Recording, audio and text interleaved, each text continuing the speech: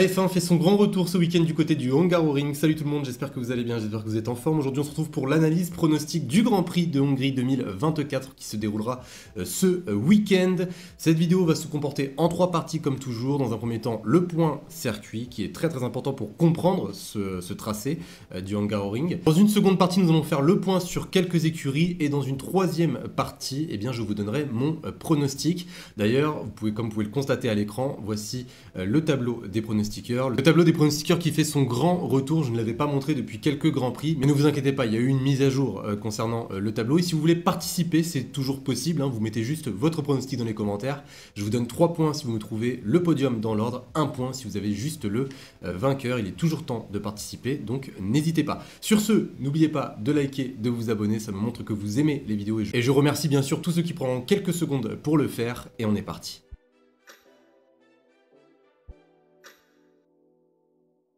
Alors concernant tout d'abord ce tracé du Hungaroring, alors c'est un tracé qui va te demander énormément d'appui. D'ailleurs je ne serais pas surpris de voir certaines écuries partir sur la même configuration qu'à Monaco en termes de charge à l'arrière.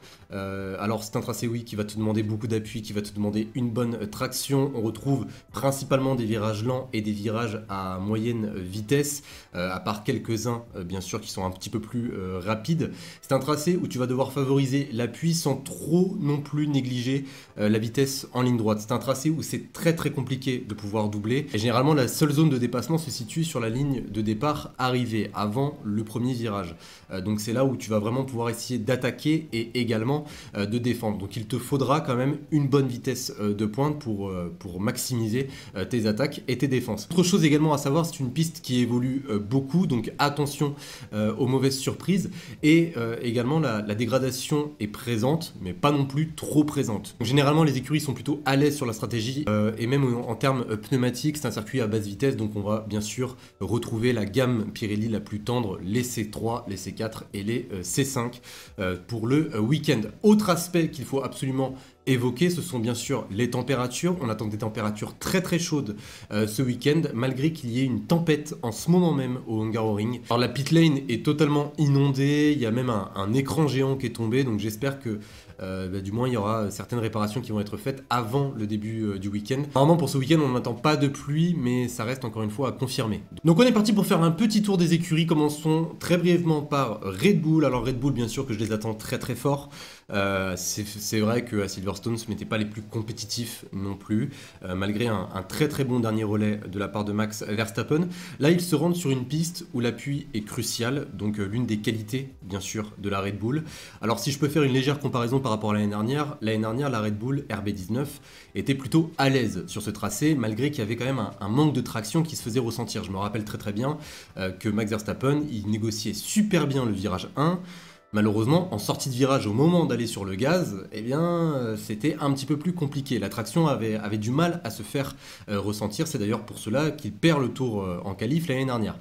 Là, pour la RB20, je pense que ça sera un scénario différent. Malgré que le Hungaroring est considéré comme un circuit avec des descentes, des montées, quelques bosses, qui est des caractéristiques que n'aime pas tellement la Red Bull, je pense que la RB20 a évolué d'une manière à ce qu'elle puisse mieux négocier ce tracé, donc c'est pour cela que je les attends très fort, et même en termes d'appui, on va pas se mentir, la Red Bull et la McLaren sont au-dessus du lot, et même comme je viens de vous le dire, avec la traction de cette RB20 qui a été améliorée, ils devraient forcément s'en sortir. Donc je miserai bien sur Max Verstappen en tant que vainqueur, on y reviendra bien entendu. On continue avec McLaren. Alors McLaren c'est à peu près similaire bien sûr à Red Bull en termes d'appui. Par contre la seule faiblesse qui pourrait apparaître concernant McLaren, quand la McLaren est très chargée à l'arrière, elle a tendance à avoir un petit peu plus de traînée, je trouve, ce qui peut par moment l'handicaper. Bon, ça ne s'est pas énormément vu par exemple à Monaco, puisque la ligne droite est trop courte pour voir une réelle différence de vitesse de pointe. Par contre, en Hongrie, ça pourrait peut-être leur poser problème si par exemple l'un des deux pilotes doit défendre à un moment donné. Mis à part cela, elle a un appui naturel tout comme la Red Bull, elle a une bonne sortie de virage, sans oublier également les freinages de cette McLaren MCL38, c'est l'une des meilleures voitures en termes de freinage. Et autre chose également qu'on doit prendre en compte, et là c'est pas par rapport à la monoplace, mais c'est plus par rapport à la stratégie. McLaren a énormément de mal sur la stratégie, et si McLaren veut gagner ce week-end, il va falloir être parfait, surtout face à Red Bull. J'espère en tout cas que là, ils vont faire un travail, ou du moins un effort sur la stratégie, puisque à chaque fois, ils ne sont pas forcément à grand chose de remporter la course. Donc attention quand même à McLaren que j'attends très très fort encore une fois ce week-end. On continue avec Mercedes. Alors pour ceux qui sont intéressés, je vous invite à aller voir la dernière vidéo que j'ai sortie récemment. On parle de Mercedes, on parle du retour de Mercedes, comment Mercedes a fait pour revenir aux avant-postes. D'ailleurs, petite parenthèse, je n'avais pas dit dans cette vidéo en particulier, je n'avais pas dit que Mercedes allait retrouver la victoire tous les week-ends. J'ai juste signalé en fait les bonnes performances de Mercedes récemment et j'ai juste signalé le fait qu'ils étaient de retour aux avant-postes et non pas à la victoire. Voilà, je considère toujours McLaren et Red Bull devant Mercedes en termes de performance. Ils ne vont pas forcément aller chercher la victoire tous les week-ends. Donc voilà, petite parenthèse fermée, je tenais juste quand même à clarifier mes propos. Donc concernant Mercedes, bien sûr qu'ils vont être dangereux, bien sûr qu'ils vont être performants, je l'imagine. En Hongrie, Mercedes a toujours été performant, c'est 4 pôles sur les 4 dernières années, quand même. 3 pour Lewis Hamilton, 1 pour George Russell. Donc concernant ce week-end, je ne serais pas surpris de voir Mercedes partir sur la même configuration qu'on a pu voir à Monaco. Une recherche d'appui maximal pour Mercedes est envisagée, bien sûr. La Mercedes a naturellement moins d'appui que la Red Bull et la McLaren, donc il va falloir essayer de chercher cet appui, essayer également de stabiliser l'arrière de la monoplace, puisque c'est quand même l'arrière qui pose problème à cette Mercedes. L'arrière a tendance par moment à se dérober un petit peu et donc à dégrader un petit peu plus les pneumatiques. Donc il va leur falloir une charge à l'arrière très très élevée pour stabiliser la monoplace, donc maximiser la traction dans certains virages de ce tracé. Mis à part cela, j'imagine qu'ils devraient s'en sortir. Leurs performances sont en hausse depuis quelques grands prix. Encore une fois, si vous voulez plus de détails sur les évolutions qu'a pu rapporter Mercedes, eh bien je vous invite à aller voir la dernière vidéo. Et d'ailleurs, Mercedes va rapporter une évolution ce week-end. Ils n'ont pas voulu nous en dire plus, mais donc il faudra attendre encore une fois de voir cette W15 sur la piste. On continue avec Ferrari. Alors Ferrari a tout simplement sacrifié en fait le week-end à Silverstone pour tester, pour pouvoir comparer les packages, pour pouvoir trouver des solutions encore une fois à leurs problèmes de rebond.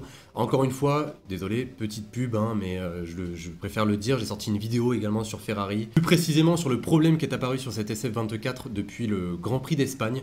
Donc je vous invite à aller la voir pour plus de détails. Sur ce tracé, avec le package de Barcelone, il devrait être logiquement plus performant. Vu qu'il y a très très peu de virages rapides, je pense par exemple au virage 4 et au virage 11, cette Ferrari devrait un petit peu mieux fonctionner et donc moins souffrir des rebonds ce week-end en Hongrie. Donc on verra ce qui se passera pour les pilotes, mais je mettrai bien quand même une petite pièce sur un léger retour de Ferrari en Hongrie.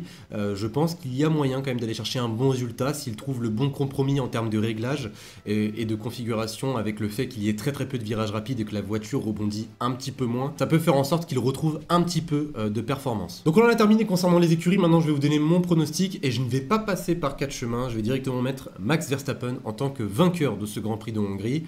Alors pourquoi Max Verstappen? Puisque j'ai l'impression que Max Verstappen, on est un petit peu en train de l'oublier, je trouve. C'est vrai qu'il n'a pas gagné en Autriche dû à un contact, il termine 5ème, c'est vrai qu'il n'a pas gagné à Silverstone, il termine 2ème derrière Lewis Hamilton. Pour moi, Red Bull est toujours favori, certes ils sont coude à coude en ce moment avec McLaren, mais Max Verstappen reste Max Verstappen. Et on a bien pu le constater à Silverstone, Red Bull, même s'ils n'ont pas la meilleure monoplace, eh bien par la stratégie et par les détails, ils vont toujours réussir à trouver le meilleur moyen d'aider Max Verstappen. Et Verstappen, quand il est en tête ou quand il est deuxième, eh bien ça reste une très très grande menace. Donc c'est pour cela que je pense qu'il ne faut pas négliger pour autant Max Verstappen. Il reste une très très grande menace, si ce n'est la plus grande menace aujourd'hui, et en plus il est tout seul. Il est tout seul, ça veut dire qu'il se doit de performer. Sergio Perez n'étant pas tellement dans le coup en ce moment, étant dans une situation plutôt délicate, eh bien Max Verstappen se doit de performer et de ramener de très très gros résultats pour Red Bull, et il le fait pratiquement chaque week-end. Là ça fait 2 grands prix qu'il n'a pas gagné. 3 grands prix sans victoire pour Max Verstappen, c'est assez rare. Je ne vais pas parler de statistiques ou de probabilités, mais je vois quand même Max Verstappen revenir sur la plus haute marche du podium. Bien sûr qu'il y a d'autres vainqueurs qui sont totalement possibles. Je pense par exemple à Lando Norris. Je pense également à Oscar Piastri qui n'a toujours pas gagné en Formule 1, mais sa première victoire va arriver plus vite qu'on le pense, je l'imagine. Je pense également à Lewis Hamilton qui est revenu en très très bonne forme, à George Russell. Donc oui, c'est assez compliqué de pouvoir pronostiquer un vainqueur, mais pour moi, je vais mettre en tout cas Max Verstappen sur la plus haute marche du podium. En deuxième position, position, je vais rester sur Lando Norris. Il a probablement la meilleure voiture en ce moment. Et si McLaren ne se foire pas sur la stratégie, la victoire se jouera forcément entre lui et Max Verstappen. Donc je vais le laisser en deuxième position. En troisième position, allez, pourquoi pas une Mercedes. Je vais mettre Lewis Hamilton qui a l'air en très très grande forme et qui revient surtout d'une victoire à domicile. Sur ce, voici mon pronostic. Verstappen, Norris, Hamilton, n'oubliez pas de mettre le vôtre comme toujours dans les commentaires. Si la vidéo vous a plu, n'oubliez pas de la liker, de vous abonner. On se retrouve dimanche pour la vidéo débrief de ce Grand Prix de Hongrie, dans l'après-midi, juste après le Grand Prix. Vous pourrez retrouver la vidéo débrief. Sur ce, eh bien, je vous souhaite un bon week-end et je vous dis à dimanche. Salut tout le monde.